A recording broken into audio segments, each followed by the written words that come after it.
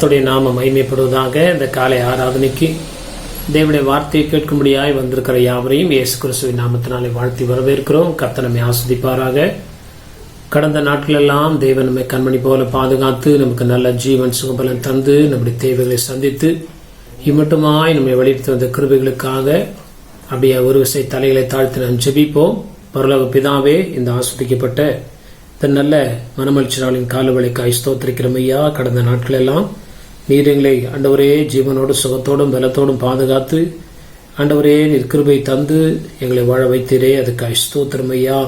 இந்த புதிய ஆண்டவரே வாரத்துக்காய் ஸ்தோத்திரம். இந்த புதிய மனமகிழ்ச்சி நாளின் காலவழியில உடைய வார்த்தை கேட்கும்படியாய் கர்த்தர்களை கொண்டு வந்திருக்கிறீர், அதுக்காய் ஸ்தோத்திரம். உடைய வார்த்தையை விசுவாசிக்க அவற்றுக்கு நாங்கள் கீழ்ப்படிய உடைய வார்த்தையினுடைய ஆண்டவரை ஆசீர்வாதத்தை நாங்கள் பெற்றுக்கொள்ள கர்த்தர் இரக்கம் செய்யுங்கப்பா. எங்களுடைய இருதயங்களையும் சிந்தனைகளையும் கர்த்தர் ஆட்கொள்வீராக. இந்த வார்த்தை நல்ல நிலத்தில் விதைக்கப்பட்ட விதையை போல எங்களுடைய இருதயத்திலே பதிய கர்த்தர் இரக்கம் செய்வீராக. ஆண்டவரே, இந்த நாளிலே கர்த்தாவே ஸ்தோத்திரமையா, நீ நடத்தி வந்த எல்லாவித நன்மையான வழிகளுக்காய் நன்றியோடு ஸ்தோத்திரிக்கிறோம், துதிக்கிறோம், இந்த கரத்தில் ஒப்பு கொடுக்கிறோம். துதி கன மகிமை எல்லாவற்றையும் நாங்கள் நமக்கு செலுத்துகிறோம். இயேசு கிறிஸ்துவின் மூலம் ஜெபிக்கிறோம் நல்ல பிதாவே, ஆமேன் ஆமேன். கர்த்தருடைய நாமம் மகிமைப்படுவதாக. இந்த காலவேளையிலே தேவனுடைய வார்த்தை கேட்கும்படியாய் வந்திருக்கிற நாம் நம்முடைய வேதத்தை திருப்பிக் கொள்வோம். ஆண்டவருடைய நாமம் மகிமைப்படுவதாக. எபிரேயருக்கு எழுதின நிருபம் 10ஆம் அதிகாரம் 19ஆம் வசனத்தை வாசிக்கலாம். Book of Hebrew chapter 10 verse 19. ஆகையால் சகோதரரே, நாம் பரிசுத்த ஸ்தலத்தில் பிரவேசிப்பதற்கு இயேசுவானவர் தமது மாம்சமாகிய திரையின் வழியாய் புதிதும் ஜீவனுமான மார்க்கத்தை நமக்கு உண்டு பண்ணினபடியால். ஆண்டவருடைய நாம மகிமைப்படுவதாக. புதிதும் ஜீவனுமான ஒரு மார்க்கம், ஜீவ மார்க்கம் என்று சொல்லலாம், அல்லது ஜீவன் கொடுக்கிற வழி என்று சொல்லலாம். ஆண்டவருடைய நாம மகிமைப்படுவதாக. நாம் தப்பித்துக் கொள்ளும்படியான ஒரு வழியை ஆண்டவர் இந்த உலகத்திலே நமக்கு ஏற்படுத்தி வைத்திருக்கிறார் என்று சொல்லி எபிரேயர் புஸ்தகத்துல இந்த எபிரேயரை எழுதின இந்த ஆக்கியோன் மூலமாய் ஆண்டவர் நமக்கு தெரிவிக்கிற ஒரு காரியமா இருக்கிறது. கர்த்தருடைய நாமம் மகிமைப்படுவதாக. இன்னைக்கு நிறைய பேர் சொல்லுவாங்க, நான் ஒரு பயங்கரமான பிரச்சனையில மாட்டிக்கிட்டேன், எப்படி தப்பிக்கிறதுன்னு தெரியல, என்ன வழின்னே தெரியலன்னு சொல்லி ஒவ்வொருவருக்கும் ஒவ்வொரு பிரச்சனை இருக்குது. அந்தந்த பிரச்சனைகளை அவர்கள் சந்திக்கும் போது அவர்கள் கலங்கி திகைத்து என்ன செய்வதென்று தெரியாம மேற்கொண்டு என்ன செய்வது, யாரை தேடுவது, எப்படி நாம் இந்த பிரச்சனையை சமாளிப்பது என்று சொல்லி இந்த உலகத்துல ஜனங்கள் அப்படியாய் திகைத்து கலங்கி நிற்கிறதை நாம் வாசிக்கிறோம், கேட்கிறோம், பல காரியங்களை நாம் அறிந்து கொள்கிறோம். ஆண்டவர் இங்க சொல்லுகிறார், ஆகையால் சகோதரரே, நாம் பரிசுத்த ஸ்தலத்தில் பிரவேசிப்பதற்கு அல்லது இந்த உலகத்திலிருந்து எல்லா பாடுகளிலிருந்து நீங்கி பரிசுத்தமான ஆண்டவர் வாசம் பண்ணுகிற பரலோகத்திற்கு சரி அல்லது இந்த பூமியிலேயும் நாம் சந்தோஷமாய் வாழ்வதற்கு ஆண்டவர் ஒரு வழியை திறந்து வைத்திருக்கிறார். இயேசுவானவர் தமது மாம்சமாகிய திரையின் வழியாய் புதிதும் ஜீவனுமான மார்க்கத்தை நமக்கு என்ன பண்ணியிருக்கிறாரா, உண்டு பண்ணியிருக்கிறார். கர்த்தருடைய நாமம் மகிமைப்படுவதாக. கிறிஸ்தவர்களாய் இருக்கிற நாம் அநேக நேரங்களில் நாம் பயப்படுகிறோம், கலங்குகிறோம், திகைத்து நிற்கிறோம், என்ன செய்வதென்று புரியாதபடி நிலைக்கிற சூழ்நிலைகளில் ஆண்டவர் சொல்லுகிறார், அவற்றுக்கு நான் ஒருவரே வழி, நானும் ஒரு வழி என்று சொல்லவில்லை, எல்லா பிரச்சனைகளுக்கும் முடிவு அவர்தான் வழியா இருக்கிறார். ஆண்டவருடைய நாமம் மகிமைப்படுவதாக. ஒரு வருஷத்தை நம்ம வாசிக்கலாம். Gospel according to John chapter 10 verse 7 and 9. யோவான் எழுதின புஸ்தகம் 10ஆம் அதிகாரம் 7ஆம் வசனத்திலையும் 9ஆம் வசனத்திலையும் ஆண்டவர் தம்மை குறித்து சொல்லுகிற ஒரு வார்த்தையை நம்ம இங்க வாசிக்கலாம். ஆதலால் இயேசு மறுபடியும் அவர்களை நோக்கி, நானே ஆடுகளுக்கு வாசல் என்று மெய்யாகவே மெய்யாகவே உங்களுக்கு சொல்லுகிறேன். நானே வாசல். என் வழியாய் ஒருவன் உட்பிரவேசித்தால் அவன் ரட்சிக்கப்படுவான், அவன் உள்ளும் புறமும் சென்று மேய்ச்சலை கண்டடைவான். ஆண்டவருடைய நாமம் மகிமைப்படுவதாக. எபிரேயர் புஸ்தகத்துல இந்த வார்த்தை விதமாய் சொல்லுகிறது, இயேசுவானவர் தமது மாம்சமாகிய திரையின் வழியாய் புதிதும் ஜீவனுமான மார்க்கத்தை அல்லது வழியை நமக்கு உண்டாக்கினார் என்று சொல்லி எபிரேயர்ல வாசித்தோம். அதை ஆண்டவரே இங்க சொல்லுகிறதை யோவான் எழுதின புஸ்தகத்துல நம்ம வாசிக்கிறோம்.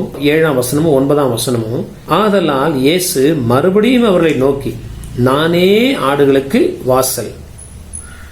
ஆடுகளுக்கு வாசலா இருக்கிறார். ஆண்டவருடைய நாம மகிமைப்படுவதாக. நானே ஆடுகளுக்கு வாசல் என்று மெய்யாகவே மெய்யாகவே உங்களுக்கு சொல்லுகிறேன். நானே வாசல். என் வழியாய் ஒருவன் உட்பிரவேசித்தால் அவன் ரட்சிக்கப்படுவான். அவன் உள்ளும் புறமும் சென்று மேய்ச்சலை கண்டடைவான். அவன் ரட்சிக்கப்படுவான் அல்லது பாதுகாக்கப்படுவான் அல்லது மீட்கப்படுவான் என்று சொல்லி இந்த வார்த்தை விதமாய் சொல்கிறது. நானே வாசல் என்று சொல்லி ஆண்டவர் உலகத்தில் உள்ள ஆடு என்பது ஜனங்களை குறிக்கிறதா இருக்கிறது. பேதுரு பார்த்து ஆண்டவர் சொல்றார், என் ஆடுகளை மேய்ப்பாயாக அப்படின்னா என்னுடைய ஜனங்களை என்ன பண்ணு, வழிநடத்து என்று சொல்லி ஆண்டவர் சொல்லுகிறதை வாசிக்கிறோம். அப்ப இன்னைக்கு தேவ பிள்ளைகளாக இருக்கிற நாமா இருந்தாலும் சரி, ஆண்டவரை அறியாத ஆண்டவரை தெரியாத யாரா இருந்தாலும் சரி, ஆண்டவர் எல்லாருக்கும் அவர் ஒருவரே வாசலா இருக்கிறார். எல்லா பிரச்சனைகளிலிருந்து வெளியில வரக்கூடிய வாசல் அவர் தான். சில பேர் சொல்லுவாங்க, 4 பக்கமும் அடைக்கப்பட்ட சுவர்ல மாட்டின மாதிரி நான் மாட்டிக்கிட்டேன், தப்பிக்கக்கூடிய ஒரு வழியே தெரியல. ஆனா ஆண்டவர் சொல்றாரு, அவர் நமக்கு வாசலா இருந்து தப்பி போகக்கூடிய போக்கை நமக்கு உண்டாக்கி நம்மை அவர் பாதுகாக்க வல்லவராக இருக்கிறார். ஆண்டோடைய பண பிரச்சனையா இருக்கட்டும், வியாதியா இருக்கட்டும், எந்த ஒரு காரியமா இருக்கட்டும், அந்த வழியில நம்ம கடந்து போகும்போது நிச்சயமாய் நாம் ரட்சிக்கப்படுவோம், மீட்கப்படுவோம். ஆண்டவருடைய நாமம் மகிமைப்படுவதாக என்று வேதம் சொல்லுகிறது. ஒரு வருஷத்தை நம்ம வாசிக்கலாம். ஆண்டவருடைய வாசல் வழியாய் நாம் பிரவேசிக்க நாம் செய்ய வேண்டிய ஒரு 4 காரியங்கள், அல்லது இந்த வாசலுடைய நன்மையை, இந்த வாசலை கண்டடைய, இதன் வழியாய் நாம் தப்பித்து போகக்கூடிய ஒரு 4 காரியங்களை ஆண்டவர் இதே வசனத்துல பிற்பகுதியில் சொல்லுகிறதை வாசிக்கிறோம். எபிரேயரின் புஸ்தகம் 10ஆம் அதிகாரம் 20ஆம் வசனத்தை வாசிக்கலாம். அந்த மார்க்கத்தின் வழியாய் பிரவேசிப்பதற்கு அவருடைய இரத்தத்தினாலே நமக்கு தைரியம் உண்டாயிருக்கும்படியினாலும். 19ஆம் வசனத்துல ஆண்டவர் ஒரு புதிய வழியை நமக்கு வச்சிருக்கிறார். இந்த உலகத்துல உள்ள எந்த மனுஷனும் நம்ம மேற்கொள்ளக்கூடாது, நம்ம வாழக்கூடாதபடி, நம்ம முன்னேறக்கூடாதபடி நம்முடைய வாசல்களை அடைத்தாலும் ஆண்டவர் நமக்கு ஒரு வாசலை திறக்கிறார். ஆண்டவருடைய வேத வசனம் சொல்லுகிறது, ஒரு வழி அடைத்தால் 7 வழி திறக்கப்படும் என்று சொல்லி. இந்த உலகத்துல நம்ம வாழ முன்னேற முடியாத சூழ்நிலை தவிக்க போது ஆண்டவர் சொல்றாரு, நான் தான் வாசல். நீ வாழ்வதற்கு, நீ உயர்வதற்கு, நீ மேன்மை அடைவதற்கு நான் உனக்கு ஒரு வழியை திறந்து வைத்திருக்கிறேன் என்று சொல்லி சொல்லுகிற ஆண்டவர் 20ஆம் வசனத்துல சொல்றாரு, அந்த மார்க்கத்தின் வழியாய் பிரவேசிப்பதற்கு அல்லது அந்த மார்க்கத்தை கண்டுபிடித்து கடந்து செல்வதற்கு அவருடைய இரத்தத்தினாலே நமக்கு தைரியம் உண்டாயிருக்கிறபடினாலும். ஆண்டவருடைய நாமம் மகிமைப்படுவதாக. ஆண்டவருடைய இரத்தம் நமக்கு நம்முடைய பாவங்களை மன்னித்து நமக்கு மேற்கொண்டு போக ஒரு தைரியத்தை தேவன் நமக்கு தருகிறவராயிருக்கிறார். ஆண்டவருடைய நாமம் மகிமைப்படுவதாக. எத்தனையோ பேர் தான தர்மங்களையும் பலவிதமான நன்மைகளை இந்த உலகத்தில் செய்தாலும் ஒருவித பயம் அவர்களுக்குள்ளே காணப்படுகிறது. நாளைக்கு என்ன நடக்கும், நாளைக்கு என் சூழ்நிலை எப்படி இருக்கும், நாளைக்கு என்னுடைய எதிர்காலத்தை நான் எதன் மேல வைப்பது என்று சொல்லி. ஆனா இங்க 20ஆம் வசனத்துல ஆண்டவர் சொல்றாரு, அந்த மார்க்கத்தின் வழியாய் பிரவேசிப்பதற்கு அல்லது அந்த வழியை கண்டுபிடிப்பதற்கு, அந்த வழியின் வழியாய் கடந்து போறதுக்கு முதல் காரியம் ஆண்டவருடைய ரத்தம் நம்மை அதுக்கு தகுதிப்படுத்துகிறது. எந்த மனுஷனா இருந்தாலும் சரி, யாரா இருந்தாலும் சரி, எந்த மார்க்கத்தாரா இருந்தாலும் சரி, ஆண்டவரே என்று சொல்லி உம்முடைய ரத்தத்தினால என்னுடைய பாவங்களை மன்னியும் என்று சொல்லி நாம் நம்முடைய குறைகளை அறிக்கையிடும் போது ஆண்டவர் மன்னித்து நமக்கு தொடர்ந்து முன்னேறக்கூடிய ஒரு தைரியத்தை கற்றுத் தருகிறார்.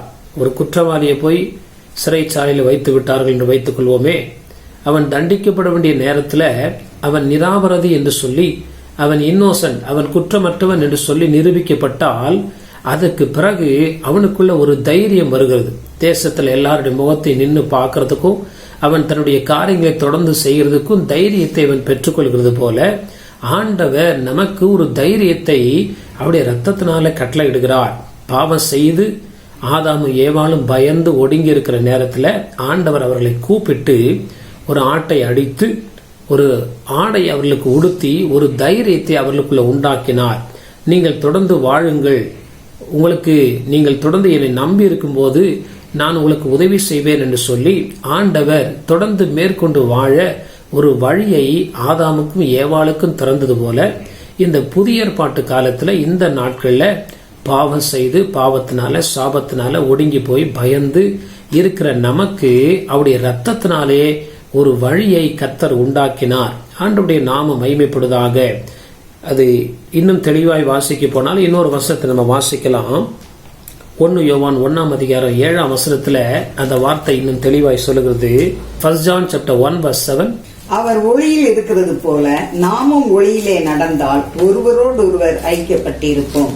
அவருடைய குமாரனாகிய இயேசு கிறிஸ்துவின் ரத்தம் சகல பாவங்களையும் நீக்கி நம்மை சுத்திகரிக்கும். 1 யோவான் 1:7 விதமாய் சொல்லுகிறது. அவர் ஒளியில் இருக்கிறது போல நாமும் ஒளியிலே நடந்தால் ஒருவரோடு ஒருவர் ஐக்கியப்பட்டிருப்போம். அவருடைய குமாரனாகிய இயேசு கிறிஸ்துவின் ரத்தம் சகல பாவங்களை நீக்கி நம்ம என்ன பண்ணுமா? சுத்திகரிக்கும், அல்லது குற்றமற்றவனாக நம்மை நிலைநிறுத்தும், அல்லது நமக்குள்ள ஒரு சந்தோஷத்தை கொண்டு வரும். குற்ற மனசாட்சியை நம்மிலிருந்து நீக்கி போடும். நாம் தொடர்ந்து முன்னேறி செல்வதற்கு அவருடைய ரத்தம் நமக்கு உதவி செய்கிறதா இருக்கிறது. ஆண்டவருடைய நாமம் மகிமைப்படுவதாக. ஆண்டவருடைய ரத்தத்துல ஒரு வல்லமை இருக்கிறது. நொறுங்குண்ட நறுங்குண்ட ஆவியை நான் புறக்கணியேன் என்று வேதம் சொல்லுகிறபடி ஆண்டவரிடத்துல வந்து, ஆண்டவரே வாழ வழியில்லை, என்னுடைய பாவங்கள் என்னை மேற்கொள்ளுகிறது, நான் இப்படிப்பட்ட கஷ்டத்துல, சாபத்துல, வியாதியில, தோல்வியில காணப்படுகிறேன், எனக்கு உதவி செய்ய யாரும் இல்லை என்று சொல்லி ஆண்டவரை நோக்கி நாம் பார்க்கும்போது அவர் நம்முடைய பாவங்களை நாம் அவரிடத்தில் அறிக்கையிடும் போது அதை மன்னித்து அதை நம்மை சுத்திகரித்து நீதி உள்ளவர்களாக ஆண்டவர் நம்மை மாற்றுகிறார். பாவம் இல்லாதவர்களாக அல்லது ஆண்டவருடைய கிருபையை பெற தகுதி உள்ளவர்களாக ஆண்டவர் நம்மை மாற்றுகிறார் என்பதில் சந்தேகமில்லை. ஆண்டவருடைய நாமம் மகிமைப்படுவதாக. அவர் தம்முடைய மாம்சத்தின் வழியாக நமக்கு ஒரு ஜீவ மார்க்கத்தை உண்டாக்கி இருக்கிறார். கர்த்தருடைய நாமம் மகிமைப்படுவதாக. அந்த ஜீவ மார்க்கத்தின் வழியாய் உள்ளே பிரவேசிப்பதற்கு முதலாவது அவர் நம்மை ஆயத்தப்படுத்துகிறது அவருடைய ரத்தத்தினாலே. ஆண்டவருடைய நாமம் மகிமைப்படுவதாக. இந்த மார்க்கத்தின் வழியாய் கடந்து வரும்போது நமக்கு நித்திய ஜீவன் உண்டு. ஆண்டவருடைய நாமம் மகிமைப்படுவதாக. நமக்கு பாதுகாவல் உண்டு. அவருடைய கிருபை நமக்கு உண்டு. எவ்வளோ நாட்கள் தேவனுக்குள்ள வாழ்கிறோமோ ஒவ்வொரு நாளும் அவருடைய கிருபை நம்மை சூழ்ந்து கொள்கிறது. பாவியை அல்ல, ஆண்டவருக்கு பயந்து ரத்தத்தினால கழுவப்பட்டவர்களுக்கு ஆண்டவர் சொல்றாரு, காலைதோறும் என்னுடைய கிருபைகள் புதிதா இருக்கிறது. அவருடைய பிள்ளைகளுக்கு அவர் புதிய புதிய காரியங்களை செய்ய இரக்கமுள்ளவராய் இருக்கிறார் என்பதை இது அறிவிக்கிறது. நம்ம விரும்புறோமோ இல்லையோ, ஆண்டவர் புதிய நன்மைகளை செய்ய நம்முடைய வாழ்க்கையில சித்தம் உள்ளவராயிருந்து அந்த வாழ்க்கை பிரயாணத்தில் தொடர்ந்து முன்னேறி சென்று அந்த 19ஆம் வசனத்தில் நம்ம பார்த்ததுபடி பரிசுத்த ஸ்தலத்துக்குள்ள பிரவேசிப்பதற்கு ஆண்டவர் நமக்கு துணை செய்கிறார். சரி, ஒருவேளை அப்படி அந்த ரத்தத்தால கழுவப்பட்ட ஜனங்கள் திரும்ப பாவத்தில் விழுந்து விடும் போது ஆண்டவர் நமக்கு மன்னித்து இறங்க தயவுள்ளவராயிருந்து அவருடைய ரத்தத்தினால மீண்டும் நம்மை கழுவி சுத்திகரிக்க அவர் உண்மையுள்ளவராயிருக்கிறார். அப்ப எத்தனை தடவைனாலும் பாவம் செய்யலாமா அப்படின்ற ஒரு காரியம் நமக்கு வரும். ஆனா வேதம் சொல்லுகிறது, தேவனால பிறந்த எவனும் பாவம் என்ன பண்ண மாட்டானா? செய்ய மாட்டான். அந்த ரத்தம் நம்ம இந்த வல்லமையிலிருந்து விடுதலையாக்குறது. அதுக்கப்புறம் நம்ம காத்து கொள்ளும் போது தொடர்ந்து முன்னேறி செல்வதற்கு ஆண்டவர் நமக்கு இரக்கம் செய்கிறார். ஆண்டவருடைய நாமம் மகிமைப்படுவதாக. 2வது ஒரு வசனத்தை நம்ம வாசிக்கலாம். எபிரேயர் 10ஆம் அதிகாரம் 21ஆம் வசனத்துல, ஹீப்ரூ சாப்டர் 10 verse 21. தேவனுடைய வீட்டின் மேல் அதிகாரியான மகா ஆசாரியர் நமக்கு ஒருவர் இருக்கிறபடியினாலும் அந்த மார்க்கத்துல நம்ம தொடர்ந்து செல்லும் போது நம்மை பாதுகாக்கவும் நம்மை வழிநடத்தவும் சத்துடைய சகல வல்லமையிலிருந்து நம்மை மீட்டுக் கொள்ளவும் ஒரு ஆசாரியர், there is a priest, there is a guidance, there is a leader, நமக்கு ஒரு பிதா, நமக்கு ஒரு தகப்பன் நமக்கு முன்பதாக செல்லுகிறார். என் சமூகம் உனக்கு முன்னாடி செல்லும் கர்த்தர் சொல்றார். அவர் எப்படிப்பட்டவராம்? 21ஆம் வசனத்துல சொல்லுகிறது, மகா ஆசாரியர். மகா அப்படின்றது பெரிய ஆசாரியர் என்று குறிக்கலாம். இன்னொரு விதத்துல சொல்ல போனா அவர் ஒரு வல்லமையுள்ள ஆசாரியராய் நமக்கு முன்பதாக செல்லுகிறார். இஸ்ரவேல் ஜனங்கள் எகிப்திலிருந்து கானானுக்குள்ள பிரவேசிக்கும் போது பெரிய யோர்தான் அவர்களுக்கு முன்னாடி வருகிறது. அந்த யோர்தானை யாரும் கடந்தது கிடையாது. அந்த யோர்தானை யாரும் தடுத்ததும் முடியாது. அப்படிப்பட்ட வெள்ளம் கரை புரண்டு ஓடுகிற நேரத்துல இந்த இஸ்ரவேல் ஜனங்களுடைய பிரயாணங்கள் காணப்படுகிறது. அப்ப அவங்களுக்கு ஒரு சந்தேகம் வரலாம், இந்த மாதிரி வர்ற நேரத்துல ஏன் யோர்தான் இப்படி வருகிறது? என் வாழ்க்கையில பெரிய போராட்டம், வியாதிகள், பல பிரச்சனைகள் வந்து என்னை மேற்கொண்டு நடக்க விடாதபடி தடை செய்கிறதே என்று அவர்கள் கலங்கும் போது ஆண்டவர் சொல்றாரு மோசே மூலமா, ஆசாரியர்கள் முன்னாடி என்ன பண்ணுங்க, போங்க. இந்த உடன்படிக்கை பெட்டியை சுமந்து போகிற ஆசாரியர்கள் முதல்ல போய் யோர்தான்ல கால் வைத்த உடனே அந்த ஆசாரியர்களுக்கு இருந்த வல்லமை, ஆண்டவர் அந்த ஆசாரியர்களை வல்லமையினால நிரப்பி யோர்தான் தொடர்ந்து வெள்ளம் போகாதபடி யோர்தானை ஆண்டவர் தடை செய்தார். ஆசாரியருடைய கால்கள் யோர்தான்ல பட்ட மாத்திரத்துல யோர்தான் என்ன பண்ணிட்டான், பின்னிட்டு திரும்பிட்டு. அப்படின்னா என்ன, நமக்கு முன்னாடி இருக்கிற ஆண்டவராகிய இயேசு கிறிஸ்து தொடர்ந்து நம்முடைய வாழ்க்கையில முன்பதாக செல்வதற்கு நாம் அர்ப்பணித்து அவருடைய சித்தத்திற்கு நாம் பின்பற்றி கடந்து போகும்போது ஆண்டவர் நமக்கு தொடர்ந்து அந்த பாதையில பிரயாணம் பண்ண இரக்கம் செய்கிறவராய் இருக்கிறார். இயேசுவின் ரத்தத்தால கழுவப்பட்ட நாம் அவருடைய காரியங்களுக்கு முழுவதும் செவி சாய்த்து அவருடைய சித்தத்திற்கு ஒப்பு கொடுத்து நம்முடைய வாழ்க்கையை துவக்கும் போது ஆண்டவர் நமக்கு முன்பதாக சென்று கோணலானவர்களை செவ்வையாக்கி கரடானவர்களை சமமாக்குகிறார். நமக்கு முன்னாடி இருக்கிற பிரச்சனைகள் ஆண்டவருக்கு தெரியும், நமக்கும் தெரியும். நம்ம அதை கடக்க போறோம்னு தெரியும். அப்ப ஆண்டவர் முன்பதாக நம்ம வைக்கும் போது, keep the God first in your life. ஆண்டவரை எல்லா விஷயத்துல முதல்ல வைத்து அவரை முதன்மையா உயர்த்தி அவருடைய காரியங்களை கீழ்ப்படிந்து வரும்போது நம்முடைய வாழ்க்கையில தொடர்ந்து முன்னேறி செல்லக்கூடாது இருக்கிற தடைகளை ஆண்டவர் பரிபூர்ணமாய் மாற்ற கர்த்தர் உண்மையுள்ளவராய் இருக்கிறார். ஆண்டவருடைய நாமம் மகிமைப்படுவதாக. நம்மை காப்பாற்ற, நம்மை வழிநடத்த, ஒரு சபைக்கு போறோம், ஒரு பாஸ்ட் லீடரா இருக்கிறாங்க, அந்த சபையில் உள்ள ஆட்கள் நமக்கு ஒரு முன்னோடிகளா இருந்தாலும் இயேசு கிறிஸ்து ஒருவர் தான் நமக்கு ஆசாரியர். அவர் தான் நமக்கு நம்மை போதிக்கிறவர், வழிநடத்துகிறவர். அவர் அனுப்பின பரிசுத்த ஆவியானவருக்கு நாம் கீழ்ப்படியும் போது மனசாட்சியில் ஆண்டவர் பேசுவார். ரத்தத்தினால கழுவப்பட்டவன மனசாட்சியில் ஆண்டவர் உடனே பேச, செத்த கிரியலர மனசாட்சியை சுத்திகரிக்கிறவர்.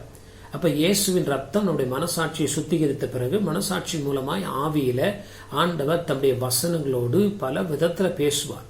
அதுக்கு நம்ம ஒப்பு கொடுக்கும் போது தேவன் நம்மை தொடர்ந்து அந்த பாதையில பிரயாணிக்க கர்த்தர் இரக்கம் செய்கிறார். ஆண்டவருடைய நாமம் மகிமைப்படுவதாக. கர்த்தருடைய நாமம் மகிமைப்ப ஊழியக்காரங்க மூலமா பேசுகிற வார்த்தைகள், கர்த்தர் என்னோடு பேசுகிற வார்த்தைகள், மனசாட்சியில் ஆண்டவர் சொல்லுகிற காரியங்கள், ஆண்டவர் என்னோடு உணர்த்துகிற காரியங்கள் சொல்லி நம்ம அவற்றை ஒப்பு கொடுக்கும் போது நம்முடைய வாழ்க்கையில தொடர்ந்து பிரயாணம் பண்ண ஆண்டவர் அனுக்கிரகம் பண்ணுகிறார். கர்த்தருடைய நாமம் மீண்டும் பாவத்தில் விழுந்து விடாதபடி நம்மை பாதுகாத்து ஆண்டவர் தொடர்ந்து பரிசுத்த ஸ்தலத்திற்குள்ள ஆசீர்வாதத்தை சுதந்திரிக்க தேவன் நமக்கு இரக்கம் செய்கிறார். ஒரு வசனத்தை நம்ம வாசிக்கலாம். எபிரேயர் 8ஆம் அதிகாரம் 2ஆம் வசனத்தை வாசிக்கும் போது, book of Hebrew chapter 8 verse 2, பரிசுத்த ஸ்தலத்திலும் மனுஷரால் அல்ல கர்த்தரால் ஸ்தாபிக்கப்பட்ட மெய்யான கூடாரத்திலும் ஆசாரிய ஊழியம் செய்கிறவருமாயிருக்கிற பிரதான ஆசாரியர் நமக்கு உண்டு. பரிசுத்த ஸ்தலத்திலும் மனுஷரால் அல்ல கர்த்தரால் ஸ்தாபிக்கப்பட்ட மெய்யான கூடாரத்திலும் ஆசாரிய ஊழியம் செய்கிறவருமாகிய பிரதான ஆசாரியர் நமக்கு உண்டு. சில பேர் சொல்லுவாங்க, சில சபைகளில் போனா அந்த ஊழியக்காரர்கள் சில இடத்துல இருக்கிறாங்க, மாறுகிறார்கள். சில சபையில போனா 5 வருஷத்தோட மாறிக்கிட்டே இருப்பாங்க. அப்ப இங்க சொல்லுது, நம்முடைய ஆசாரியர் மனுஷர் அல்ல, பரிசுத்த ஸ்தலத்திலும் மனுஷரால் அல்ல. அவர் மனுஷனும் கிடையாது, மனுஷரால் ஏற்படுத்தப்பட்டவரும் கிடையாது. கர்த்தரால் ஸ்தாபிக்கப்பட்ட மெய்யான கூடாரத்திலும் ஆசாரிய ஊழியம் செய்கிறவருமாகிய பிரதான ஆசாரியர் நமக்கு உண்டு. ஒரு சபைக்கு போறோம், ஊழியர்களோட ஐக்கியமா இருக்கிறோம், பேசுறோம், நம்ம ஜெப குறிப்புகளை சொல்றோம், அவங்க ஜெபிக்கிறாங்க, நல்லது. அதுக்கு மேல நமக்கும் ஆண்டவருக்கும் சரியான ஒரு தொடர்பு இருந்தா நம்முடைய வாழ்க்கையில தொடர்ந்து முன்னேற கர்த்தர் நமக்கு இரக்கம் செய்கிறார். நம்ம பார்க்கக்கூடியது ஊழியக்காரர்களையோ அல்லது நமக்கு ஆண்டவரை பற்றி சொன்னவர்கள் நமக்கு முன்மாதிரிகள் அல்ல, நம்மை நடத்துகிறவர்களும் அல்ல. அவங்க மூலமாய் பரிசுத்த ஆவியானவர் நம்மை நடத்த விரும்புகிறார். அப்ப பரிசுத்த ஆவியானவரை நோக்கி பார்க்கும்போது, ஆண்டவரை நோக்கி பார்க்கும்போது, அவருடைய சத்தம் நம்முடைய காதுகளை கேட்கிற அளவுக்கு நாம் வாழும்போது நாம் தொடர்ந்து முன்னேறி செல்ல கர்த்தர் இரக்கம் செய்கிறார். சண்டே போறோம், ஆண்டவர் தேவ ஊழியர் மூலமா வார்த்தைகளை சொல்றார். அதுக்கப்புறம் மற்ற நாட்கள்ல ஆண்டவர் நம்மோடு முகமுகமாய் பிரத்யட்சமாய் பேச நாம் இடம் கொடுக்கும் போது நாம் ஒருபோதும் கவலைப்படுவதில்லை. நம்முடைய பிரயாணங்கள் தொடர்ந்து முன்னேறி செல்ல கர்த்தர் இரக்கம் செய்கிறார். ஆண்டவருடைய நாமம் மகிமைப்படுவதாக. கிறிஸ்தவ வாழ்க்கையில நம்ம தொடர்ந்து நிலைத்திருக்க, தொடர்ந்து முன்னேறி செல்ல ஆண்டவர் இரக்கம் செய்கிறார். மூன்றாவது ஒரு வசனத்தை நம்ம வாசிக்கும் போது எபிரேயர் 10ஆம் அதிகாரம் 22ஆவது வசனத்தை நம்ம வாசிக்கலாம். Hebrew chapter 10 verse 22. துர்மன சாட்சி நீங்க தெளிக்கப்பட்ட இருதயம் உள்ளவர்களாயும் சுத்த ஜலத்தால் கழுவப்பட்ட சரீரம் உள்ளவர்களாயும் உண்மையுள்ள இருதயத்தோடும் விசுவாசத்தின் பூரண நிச்சயத்தோடும் சேர கடவோம். ஆண்டவருடைய நாம மகிமைப்படுவதாக. துர்மனசாட்சி நீங்க தெளிக்கப்பட்ட இருதயம் உள்ளவர்களாயும் சுத்த ஜலத்தால் கழுவப்பட்ட சரீரம் உள்ளவர்களாயும் உண்மையுள்ள இருதயத்தோடும் விசுவாசத்தில் பூர்ண நிச்சயத்தோடும் சேர கடவோம். இயேசுவின் ரத்தத்தால கழுவப்பட்டு ஆண்டவருக்கு ஒப்பு கொடுக்கிற நமக்குள்ள துர்மன சாட்சிக்கு இடம் கொடுக்கவே கூடாது.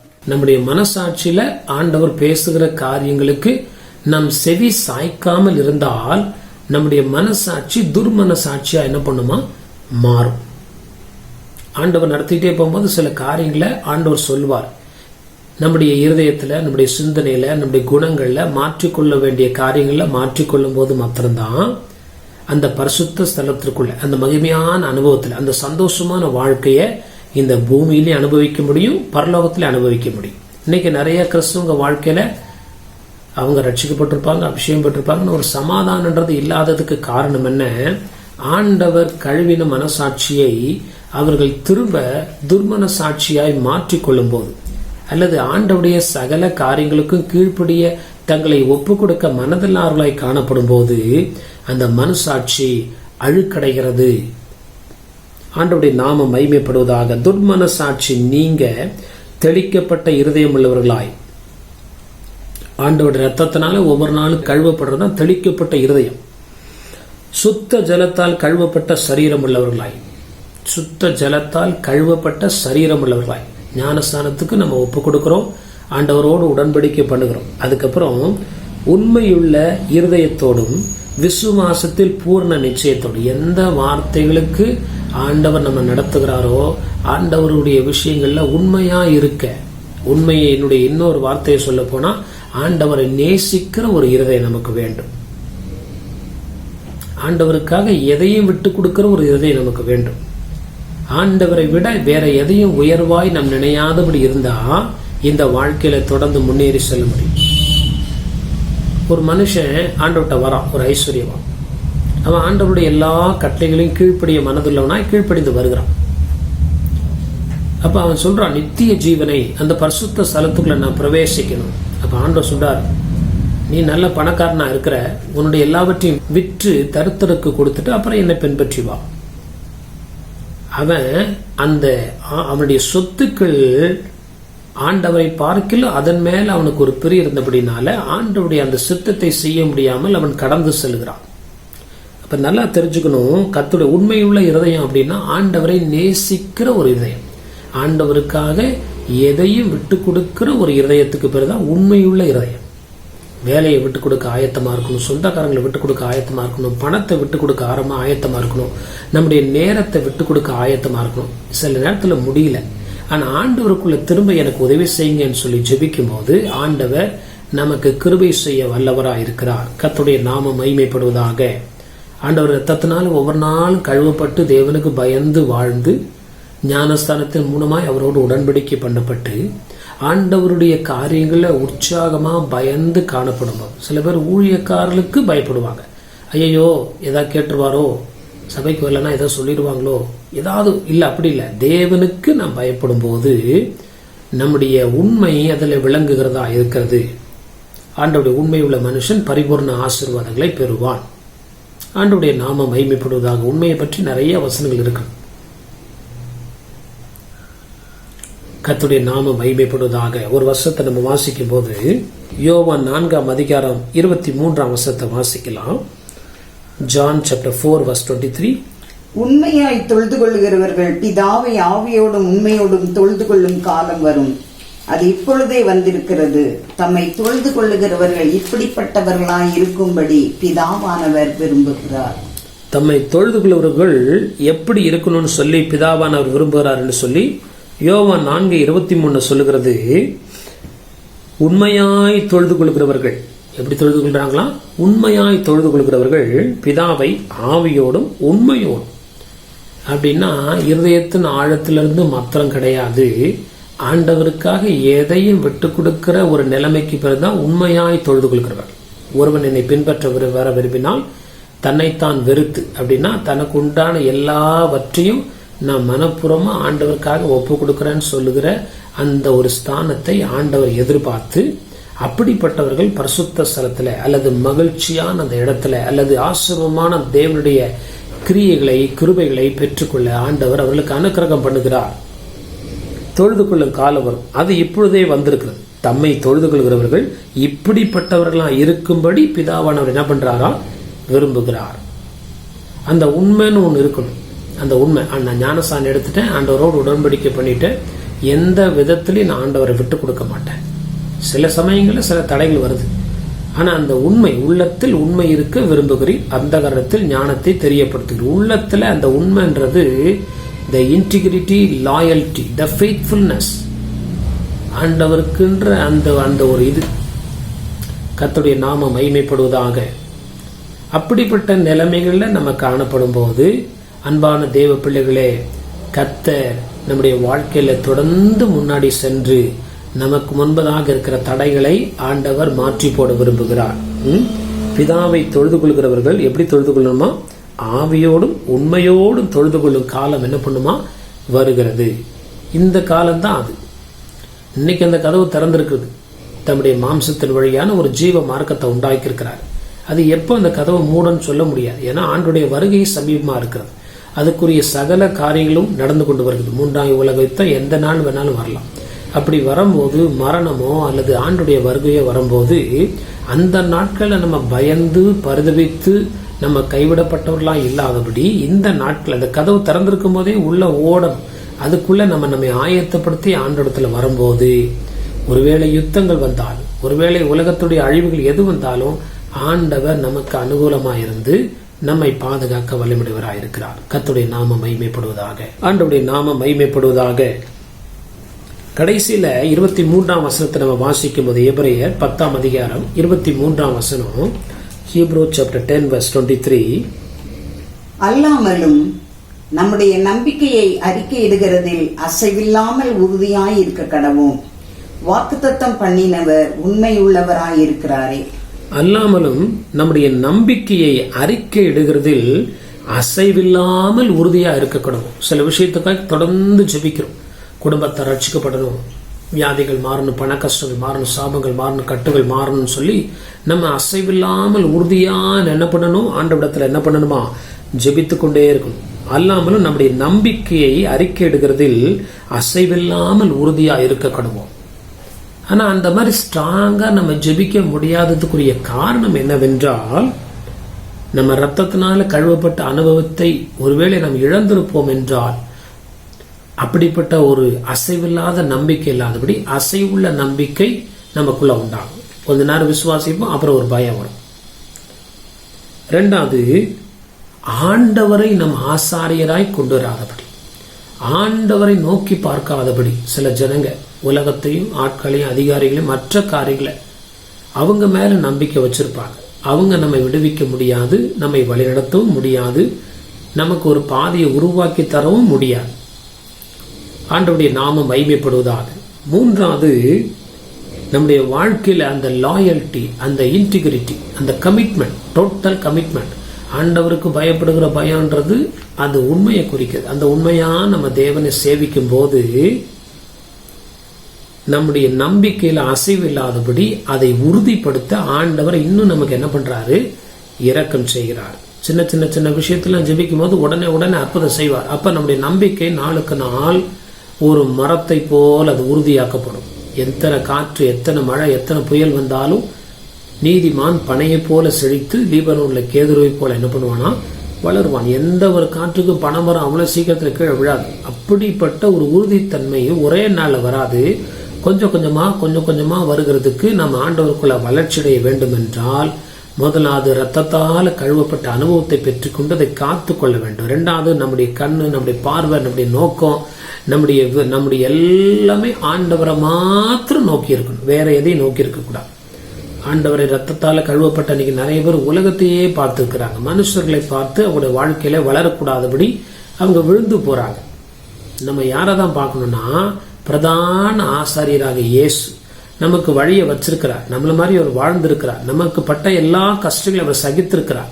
அவரையே நோக்கி பார்ப்போம்னு சொல்லி பவுல் சொல்லுகிறார். அவரை முன்மாதிரியா வச்சா நிச்சயமா நம்முடைய வாழ்க்கையில தொடர்ந்து நாம் முன்னேறி செல்ல கர்த்தர் இரக்கம் செய்கிறார். மூன்றாவது, அந்த பாதையில உண்மையை கர்த்தர் எதிர்பார்க்கிறார். இப்படி ஒரு வாழ்க்கை அப்படி ஒரு வாழ்க்கை அப்படின்னா அந்த ஒரு எப்படி சொல்றது அடல்ட்னஸ். இஸ்ரவேல் ஜனங்க அந்நிய ஜாதிகளோடு கலந்தார்கள். அவருடைய மனம் தேவனோடு பற்றுதலா இல்லாதபடி மற்றவர்களோடு பற்றுதலா இருந்தது. பல நேரத்துல கர்த்தர் அப்படி சொல்றார்.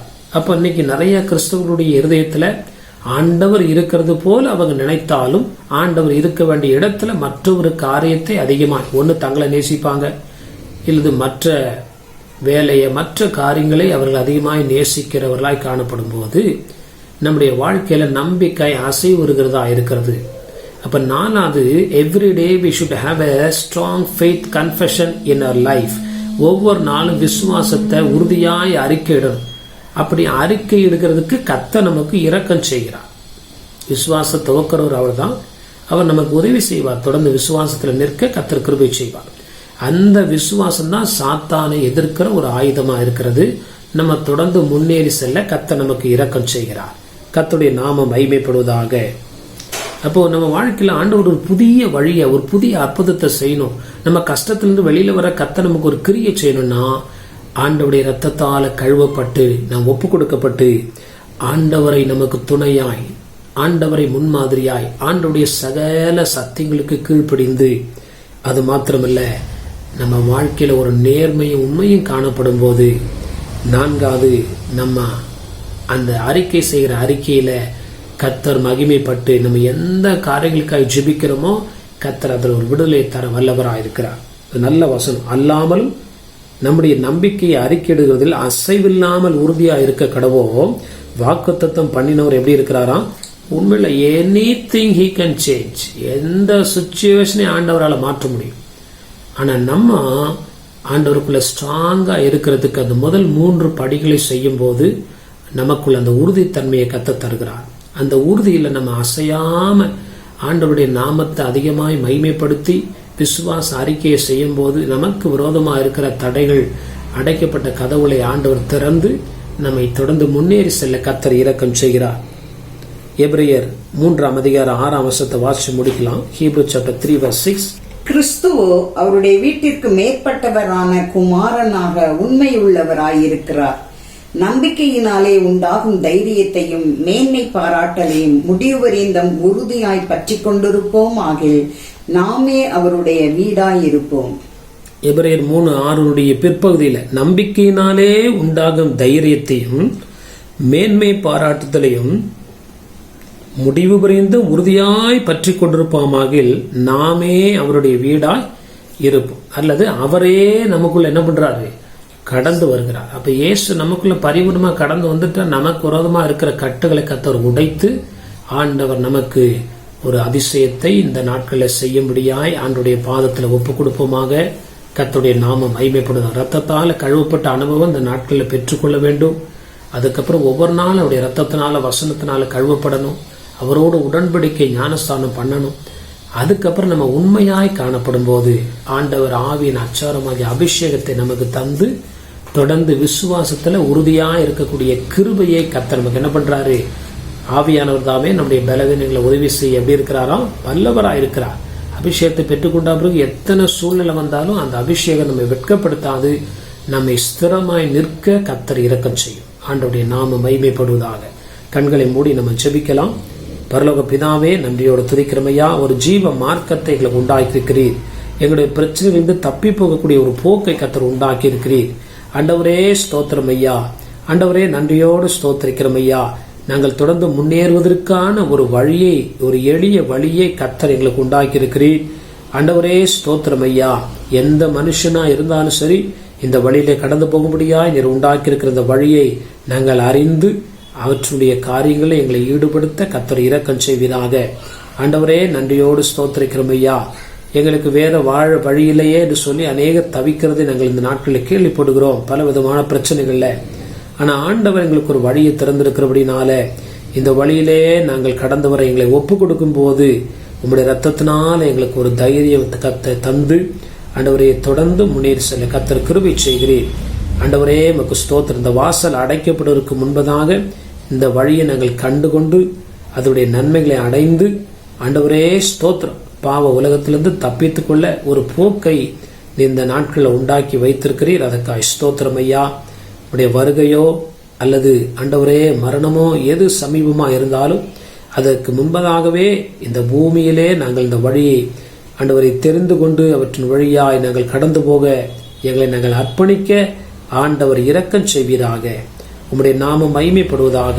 இந்த திறவுண்ட வாசல் அடைவதற்கு முன்பதாக இந்த அனுபவங்களை நாங்கள் பெற்றுக்கொள்ள ஆண்டவர் இரக்கம் செய்யுங்க. கர்த்தருடைய நல்ல நாமம் மகிமைப்படட்டும். ஆண்டவரே ஸ்தோத்திரம், உடைய நல்ல நாமம் மகிமைப்படட்டும். கர்த்தாவே ஸ்தோத்திரம் ஐயா. உம்முடைய கரத்துல ஒப்பு கொடுக்கிறோம். ஒவ்வொருவரும் இந்த அனுபவத்தை பெற்றுக்கொண்டு ஆண்டவரே அவருடைய கட்டுகளிலிருந்து விடுதலையாகி ஆண்டவருடைய கிருபைகளையும் வல்லமையும் பெற்றுக்கொள்ள, அதிசயங்களை பெற்றுக்கொள்ள கர்த்தர் இரக்கம் செய்யும். துதி கன மகிமை எல்லாம் நாங்கள் நமக்கு செலுத்துகிறோம். இயேசு கிறிஸ்துவின் மூலம் ஜெபிக்கிறோம் நல்ல பிதாவே, ஆமேன் ஆமேன். என் ஆத்மாவே கர்த்தரை ஸ்தோத்ரி, என் மூலமே பரிசுத்த நாமத்தை ஸ்தோத்ரி. என் ஆத்மாவே கர்த்தரை ஸ்தோத்ரி, கர்த்தர் செய்த சகல உபகாரங்களையும் மறவாதே. ஆமேன் ஆமேன். நம்முடைய கர்த்தராக இயேசு கிறிஸ்துவின் கிருபையும் பிதாவாகிய தேவனுடைய அன்பும் பரிசுத்த ஆவியானவருடைய அருணைக்கும் சமாதானம் சந்தோஷமும் இன்றும் என்றும் அனைவரோடும் நம்மோடும் நம்முடைய குடும்பங்களோடும் நம்முடைய ஊழியங்களோடும் கர்த்தருடைய வருகை விருது நிலைத்திருப்பதாக. ஆமேன் ஆமேன். ஹல்லேலூயா ஹல்லேலூயா ஹல்லேலூயா. கர்த்தர் நம்மை ஆசீர்வதிப்பாராக. ஆண்டவருடைய நாமம் மகிமைப்படுவதாக. எங்களுக்காக இந்த ஊழியங்களுக்காய் தொடர்ந்து ஜெபித்துக் கொள்ளுங்கள். நாங்கள் உங்களுக்காய் தொடர்ந்து ஜெபிக்கிறோம். இந்த ஊழியங்களுக்காய் உதவி செய்கிற, தாங்குகிற, கொடுக்கிற, ஜெபிக்கிற, உழைக்கிற ஒவ்வொருவருக்கும் எங்களுடைய நன்றியும் வாழ்த்துக்களையும் தெரிவித்துக் கொள்கிறோம். கர்த்தருடைய நாமம் மகிமைப்படுவதாக. எங்களுடைய சபையானது பெங்களூர் பட்டத்தில் உள்ள லிங்கராஜபுரம் என்ற பகுதியில ஹென்னூர் மெயின் ரோட்டில் உள்ள SBI பேங்குக்கு முன்பதாக உள்ள ஷோபா ஸ்டோருடைய முதல் மாடியிலே காணப்படுகிறது. முதல் ஆராதனை காலை 7 மணி முதல் 8:30 மணி வரை உள்ளது. பின்பு 9 மணி முதல் 10 மணி வரை youth meeting, Sunday class, adult class போன்ற ஊழியங்கள் இருக்கிறது. 10 மணி முதல் 11:30 மணி வரை இரண்டாவது ஆராதனை இருக்கிறது. வார நாட்கள்ல செவ்வாய்க்கிழமை பைபிள் ஸ்டடி இருக்கிறது. மாலை 7 மணி முதல் 8 மணி வரை முடிந்தவர்கள் கலந்து கொண்டு கர்த்தருடைய ஆசீர்வாதத்தை பெற்றுக் கொள்ளுங்கள். அதே போல சனிக்கிழமை காலை 10 to 12 மணி வரை உபவாச கூட்டம் இருக்கிறது. நீங்கள் உபவாச கூட்டத்துக்கு வருவீர்கள் என்றால் நிச்சயமாய் நாம் சேர்ந்து ஜெபிப்போம். நீங்கள் எந்த ஆலயத்துக்கும் செல்லவில்லை என்றால் நீங்கள் தயவு செய்து இங்கே வந்து எங்களோட கலந்து கொண்டு கர்த்தருடைய ஆசீர்வாதங்களை பெற்றுக்கொள்ள முடியாய் இயேசு கிறிஸ்துவின் நாமத்தினால் உங்களை அன்பாய் அழைக்கிறோம். ஆண்டவருடைய நாமம் மகிமைப்படுவதாக. இந்த சேனலை சப்ஸ்கிரைப் செய்யாதவர்கள் சப்ஸ்கிரைப் செய்து கொள்ளுங்கள். கமெண்ட் பகுதியிலே கர்த்தர் உங்களோடு பேசின வார்த்தை இருக்கும் என்றால் அதை கமெண்ட் பகுதியிலே நீங்கள் வெளிப்படுத்துங்கள். அது மாத்திரமல்ல, தேவனுடைய வார்த்தையை நீங்கள் உங்களுடைய நண்பர்களுக்கும் மற்றவர்களுக்கும் ஷேர் செய்யும் போது கர்த்தர் நிச்சயமாய் உங்களை ஆஸ்வதிப்பார். ஆண்டவருடைய நாமம் மகிமைப்படுவதாக. அவசர ஜெப தேவைகளுக்கு எங்களுடைய போன் நம்பர் கொடுக்கப்பட்டிருக்கிறது. அப்படியா நீங்கள் போன் செய்வீர்கள் என்றால் நாங்கள் உங்களுக்காக எப்பொழுதும் ஜெபிக்க ஆயத்தமாக இருக்கிறோம். கர்த்தர் தாமே நம்மை ஆஸ்வதிப்பாராக. ஆமேன் ஆமேன்.